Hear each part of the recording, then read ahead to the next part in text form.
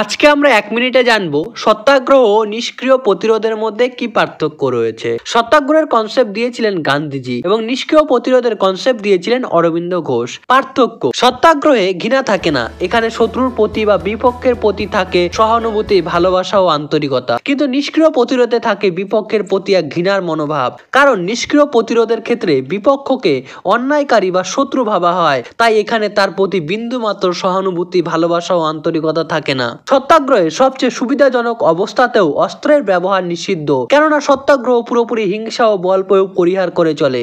অন্যদিকে নিষ্ক্রিয় প্রতিরোধে প্রয়োজনে অস্ত্র ব্যবহারের সম্ভাবনা থাকে, তাই এখানে হিংসা ও বল প্রয়োগ চলে আসতে পারে। সত্যাগ্রহ হলো আত্মার শক্তির ওপর প্রতিষ্ঠিত এক নৈতিক অস্ত্র, কিন্তু নিষ্ক্রিয় প্রতিরোধ হলো স্বার্থ আদায়ের এক রাজনৈতিক অস্ত্র। সত্যাগ্রহ শত্রু মিত্র নির্বিশেষে সকলের ক্ষেত্রে ব্যবহার করা যায়, কিন্তু নিষ্ক্রিয় প্রতিরোধ মিত্র বা আপনজন বা প্রিয়জনের বিরুদ্ধে ব্যবহার করা যায় না।